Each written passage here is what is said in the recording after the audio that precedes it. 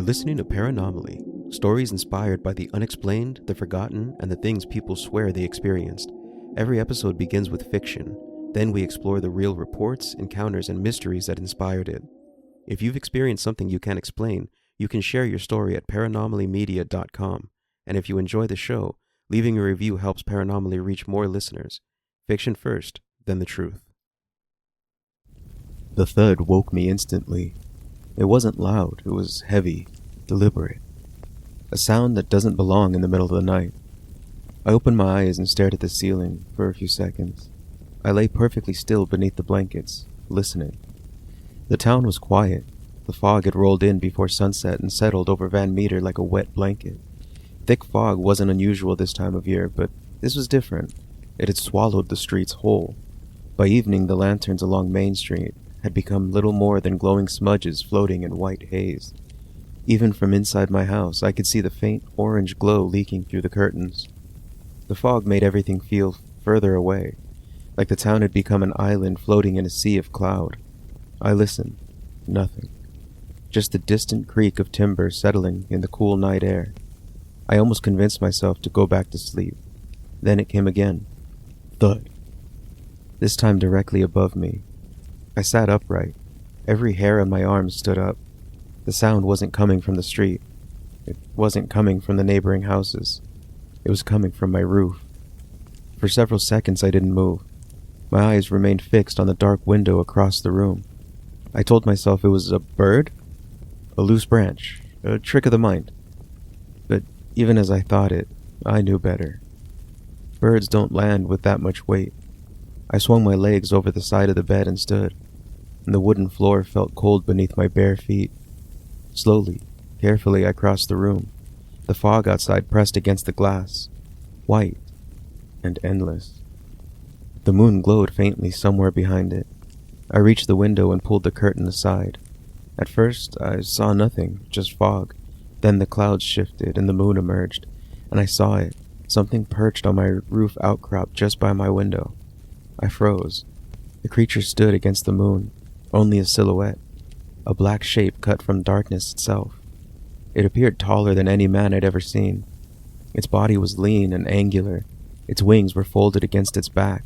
They looked like the wings of a bat, membranous, jagged. Its head turned slowly toward the town, and the moon slipped behind the fog again and the silhouette vanished. For one brief moment I wondered if I'd imagined it. Then I heard claws scrape against shingles, a sharp metallic sound. Real. Very real. My stomach tightened and I stepped away from the window. Every sensible thought told me to lock the window and stay inside, pretend I hadn't seen anything. Instead, I crossed the room and opened the wardrobe. Inside hung my coat. Beside it, my rifle. I remember hesitating, just for a second. The rifle suddenly felt absurd, like bringing a broomstick to face a thunderstorm. But I grabbed it anyway. Something about holding it made me feel less helpless. I pulled on my boots, buttoned my coat, loaded fresh cartridges into the rifle. The metallic click sounded impossibly loud inside the house. When I opened the front door, the fog greeted me immediately. Cold, wet, dense enough to taste. The lantern hanging beside my porch cast a weak halo only a few feet wide. Beyond that, nothing existed. The town had disappeared. I stepped into the street. My boots splashed through damp mud and the fog muffled everything, even my own footsteps. I wasn't alone. A door opened somewhere nearby, then another. Voices emerged from the haze, nervous and confused. Someone carrying a lantern appeared through the fog like a ghost, then another, then three more. Men in coats, women wrapped in shawls. Several carried rifles, one carried a revolver. Everyone looked frightened. No one spoke at first, we simply stared at one another. The same realization spreading across every face. I wasn't the only one who had seen it. Old Mr. Harper finally broke the silence. You saw it too? I nodded. No one asked what it was. No one needed to. A younger man raised his rifle. There! We all turned. A dark shape glided between rooftops, silent, far too large. Its wings unfolded briefly before disappearing into the fog again. Several people gasped. Someone crossed themselves. A woman whispered a prayer. Then came the sound, a screech. high and sharp and unnatural. The noise echoed across town, and every breath stopped. The screech came again, further away now, toward the edge of town, toward the abandoned mines. The crowd began moving almost immediately, some out of fear, some out of curiosity, some because they couldn't help themselves. I followed. The fog swallowed us whole. The further we moved from Main Street, the fewer lanterns remained. Soon there was only darkness and drifting white. The glow from the town faded behind us until it felt like we'd stepped into another world entirely. And the screech came again, closer this time. Several people stopped walking. I nearly did the same. The sound was unlike anything I'd ever heard. It wasn't the cry of an animal, at least not one I'd ever encountered. There was something wrong with it, something that made the back of my neck tighten. The sound carried intelligence, purpose, not words or language, but intention. The creature was communicating something, whether to us or to something else I couldn't say. And we continued forward. The edge of town emerged gradually from the fog, barns and fences and fields, all reduced to vague shadows. The abandoned mine sat beyond them. Most of us knew the place. The mine hadn't been active in years, maybe decades. Its entrance had become little more than a black scar in the hillside. Children dared one another to approach it during daylight. Few willingly went near it after dark. And tonight, however, curiosity was proving stronger than common sense. The crowd moved more cautiously now. No one spoke above a whisper. Every sound seemed amplified. The crunch of boots, the clicking of rifle bolts, the nervous clearing of throats. Then someone pointed. There! A lantern beam swung through the fog. For a brief moment I saw movement, a dark shape crossing between two trees. The silhouette vanished almost immediately, but it was enough. The crowd surged forward. Fear and excitement mixed together. Several men raised their rifles, and I found myself doing the same. The creature appeared again near the mine entrance. This time everyone saw it. Its outline stood clearly against the fog, tall and thin, its wings folded tightly against its back, and for several seconds it remained completely motionless, watching the mine, not us. And the realization struck me immediately. Thing wasn't interested in the townsfolk. It barely seemed aware we existed. Then somebody fired, and the rifle shot shattered the night. The flash illuminated the fog, and the creature jerked, or perhaps it only moved. To this day I can't honestly say. But the result was immediate. Half the crowd opened fire. Gunshots erupted everywhere. The noise became deafening. Muzzle flashes lit the darkness, and smoke mixed with the fog, and people shouted and reloaded and fired again. And the creature spread its wings, and then the light appeared. At first, I thought lightning had struck nearby. A brilliant white beam exploded from the creature's forehead, not its eyes or mouth.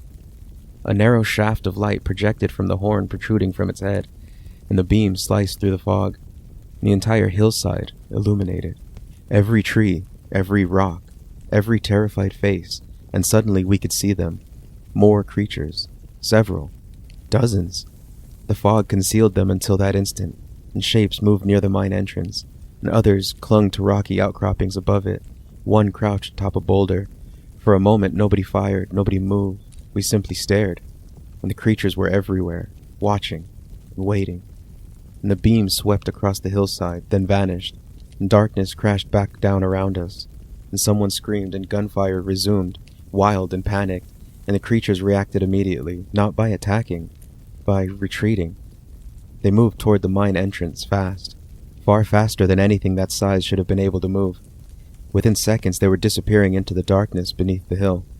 The last thing I saw was the beam flickering once more inside the entrance, then it too vanished. Silence settled over the crowd, a thick silence, broken only by ragged breathing. Nobody seemed quite sure what had happened.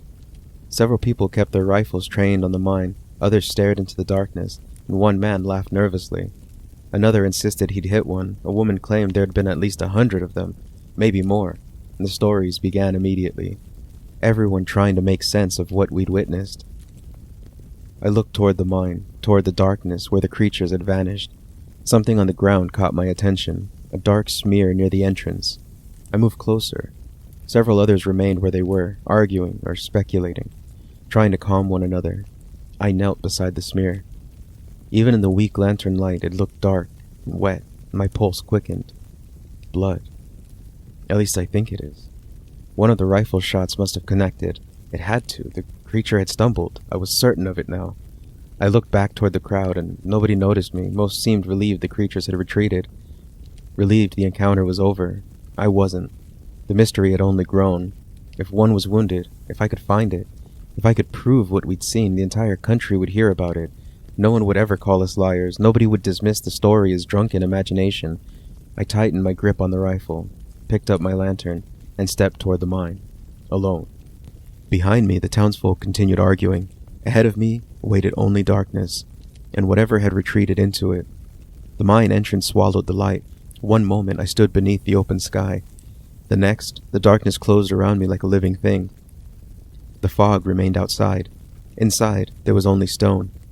My lantern cast a trembling circle of yellow light across the tunnel walls.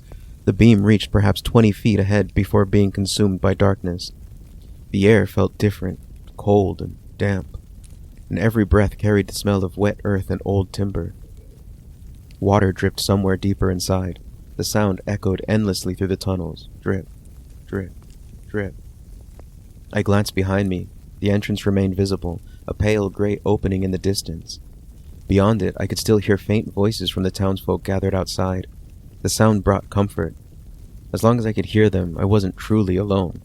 I continued forward. The tunnel sloped gently downward. Support beams lined the walls. Many had begun to rot.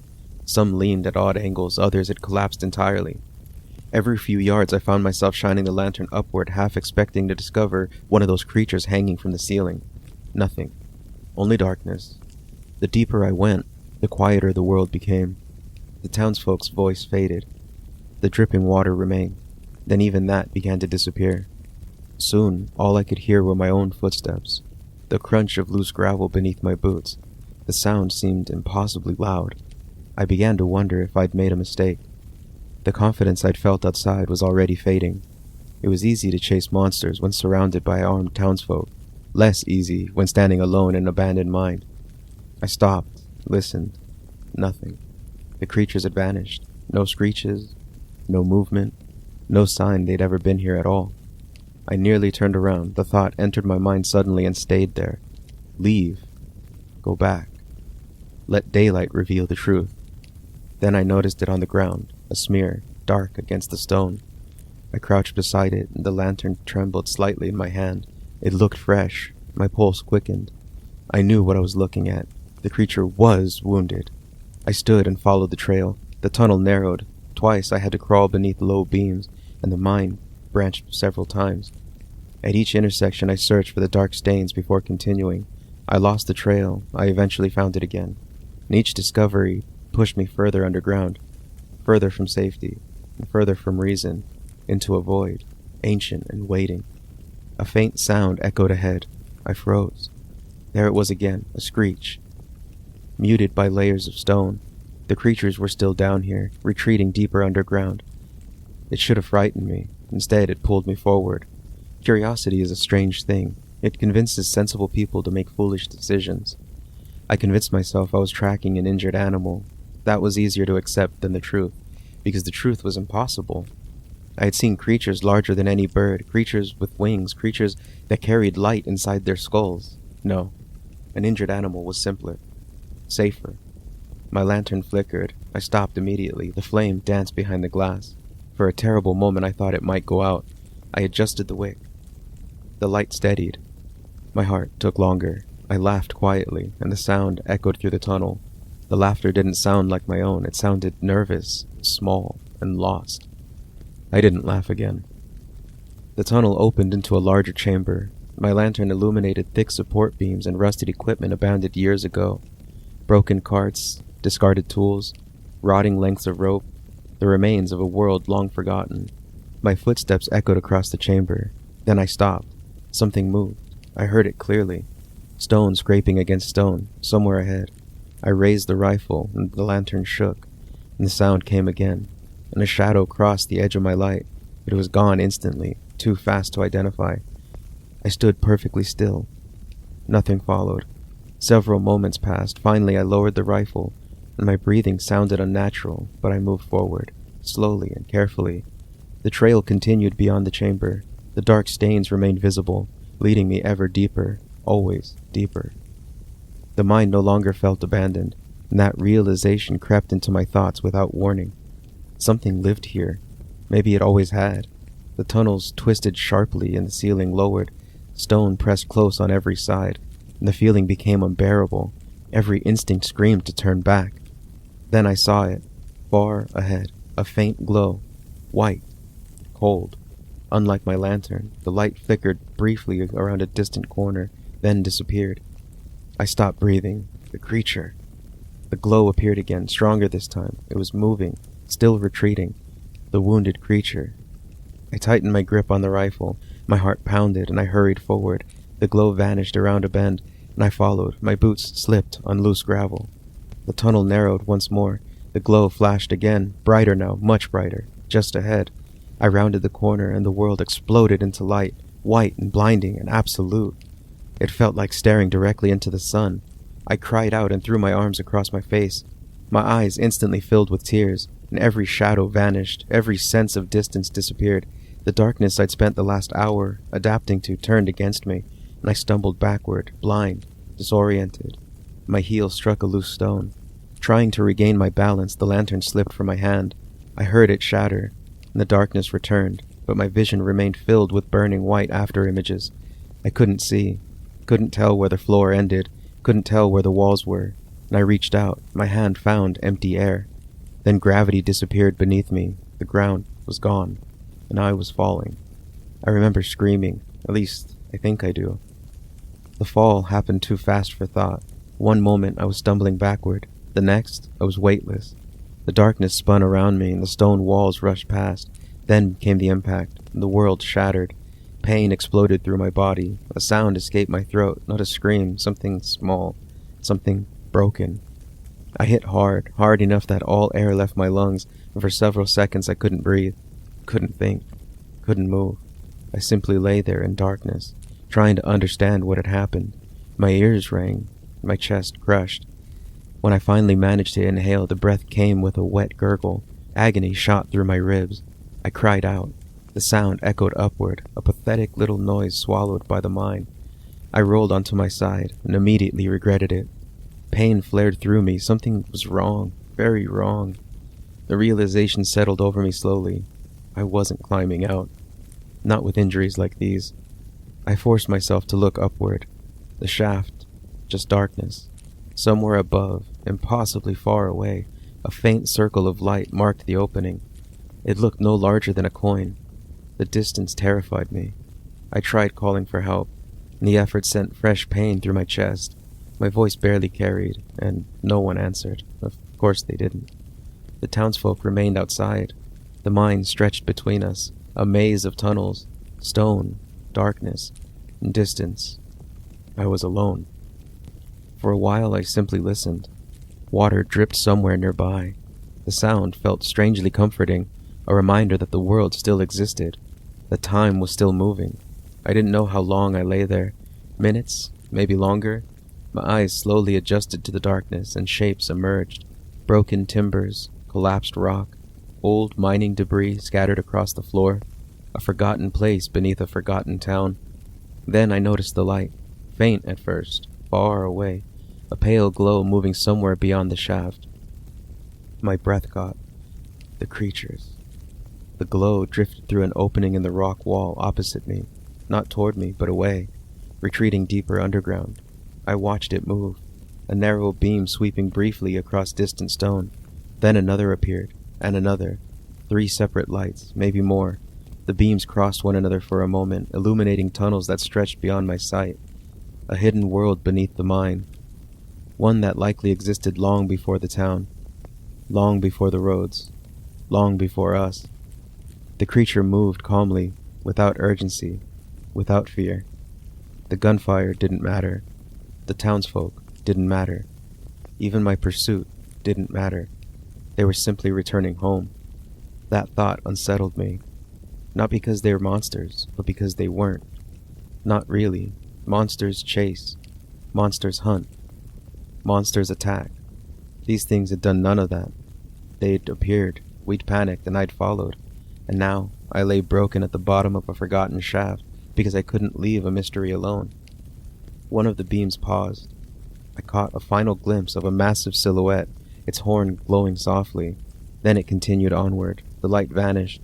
The others followed, their glow growing weaker, fainter, smaller, until only darkness remained. Absolute darkness.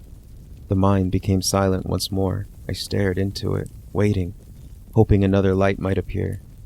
None did. The creatures were gone. Whatever secrets they carried vanished with them. I tried calling for help again. The effort ended in a coughing fit. Something warm ran down my chin. My strength was fading. I could feel it. The pain, but it seemed further away now. Dulled, muted. The darkness felt heavier. My eyelids grew difficult to keep open. Above me, the tiny circle of light remained. The last piece of the world I knew. I thought about the town. The lanterns, the fog. The crowd gathered outside the mine. By morning they'd come looking. They'd find the broken lantern, the shaft. Eventually they'd find me, and they'd tell the story. Some would believe it, most wouldn't. That's how these things go. The creatures would become rumors, then legends, then stories. And maybe that was for the best. Because even now, lying at the bottom of that shaft, I still don't know what I'd seen, only that it was real. The little circle of light above began to blur.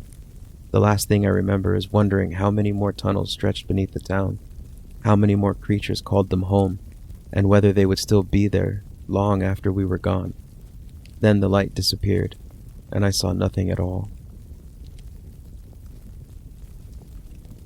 The story you just heard was inspired by one of the strangest cryptid encounters in American history, a case that remains largely unknown outside paranormal circles despite involving multiple witnesses, news reports, armed townsfolk, and a creature unlike almost anything else reported in American folklore.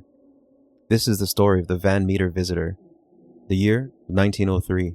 The place was a small town of Van Meter, Iowa. At the time, Van Meter was exactly the sort of Midwestern community you might imagine, a quiet agricultural town surrounded by farmland. The population was small. Most residents knew one another, and news traveled quickly. Strange events traveled even faster. And in the fall of that year, something strange arrived. The first reported encounter occurred on the night of September 29, 1903. According to newspaper accounts from the time, a local businessman, U.G. Griffith, was returning home late at night when he noticed an unusual light. At first, he believed someone was carrying a lantern, but as he approached, he realized the light wasn't coming from a person. Instead, it appeared to be attached to a large creature perched on top of a building. Griffith reportedly described the figure as enormous, larger than a human being, with bat-like wings and a horn protruding from its forehead. Most unusual of all was the light. Witnesses claimed a bright beam projected from the creature's horn, not unlike a spotlight. And Griffith fired at the creature, and the shots appeared to have no effect. The creature took flight and disappeared into the darkness. And had that been the only report, the story likely would have faded to nothing. Instead, more sightings followed. The following night, additional residents reported seeing the creature. Descriptions varied slightly from witness to witness, which is common in historical cases, but several details remained consistent. The creature was large. It possessed wings. It appeared capable of flight. And it carried some form of glowing light associated with its forehead or horn. As word spread through Van Meter, curiosity turned into concern. More townspeople began actively searching for the creature. Some carried rifles, others simply wanted a glimpse of whatever was causing such a stir. Over the next several days, reports continued.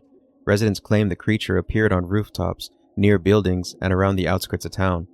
Several witnesses reportedly fired at it. Again, there were claims that bullets had little or no visible effect.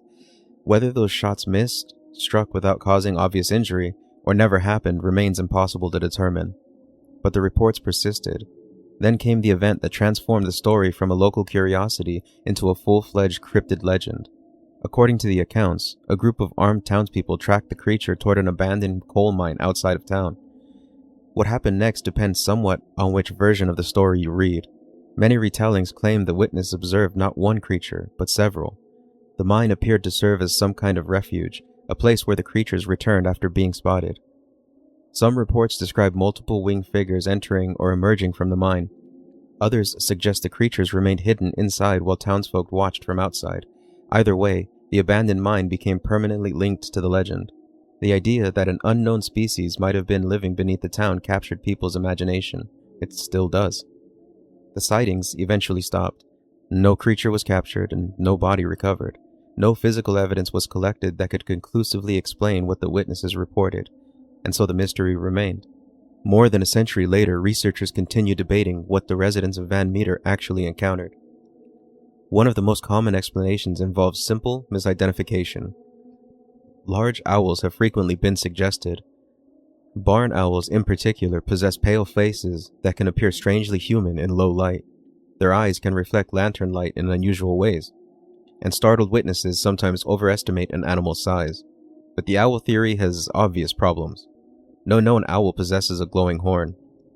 No owl stands 7 feet tall, and no owl explanation fully accounts for the consistency of certain details reported by multiple witnesses. Another possibility is exaggeration.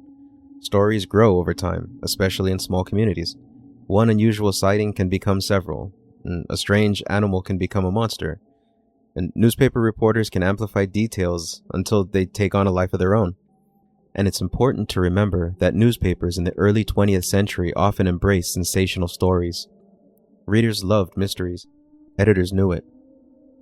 A strange flying creature made for excellent headlines. Some researchers believe the Van Meter visitor may have been a combination of real observations and increasingly dramatic reporting. Others suggest mass misidentification. Once people expected to see a monster, ordinary sights could become extraordinary. Shadows become wings and reflections become glowing eyes. A bird becomes something impossible. But even that explanation leaves questions, because the witnesses weren't describing random events scattered over decades. These reports occurred within a relatively short period, and multiple residents seemed genuinely convinced that they had encountered something unusual. Cryptid researchers have proposed more exotic explanations. Some believe the creature represented an unknown species. Others have compared it to reports of giant bats, prehistoric survivors, or other legendary creatures.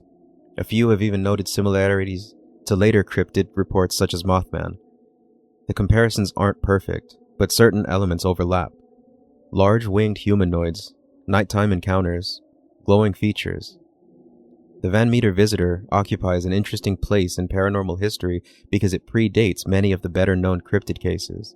This wasn't a modern-day internet story or a social media hoax. This occurred decades before television, decades before Mothman, and decades before many of America's most famous paranormal encounters. The reports survive largely through historical newspaper archives and local folklore. That makes the case difficult to investigate. We can't interview the witnesses. We can't examine physical evidence. We're left with reports and descriptions and articles, and the questions they leave behind. And perhaps that's why the story endures. The Van Meter visitor sits in an uncomfortable space shared by many paranormal mysteries. There isn't enough evidence to prove what happened, but there's enough information where you can't completely dismiss it either. Something frightened the residents of Van Meter in 1903. Whether that something was a misidentified animal, a collective misunderstanding, or something genuinely unexplained remains a matter for debate. And maybe that's exactly where mysteries like this belong, because sometimes the most fascinating question isn't what people saw. It's why so many people were convinced they saw it. More than a century later, the abandoned mine still exists. The town still exists, and so does the legend. The creature was never found. The mystery never solved. And somewhere, in the fog between history and folklore, the Van Meter visitor continues to spread its wings. You've been listening to Paranomaly. If you've experienced something you can't explain, share your story at paranomalymedia.com. And remember, just because something hasn't been explained yet, doesn't mean it never happened.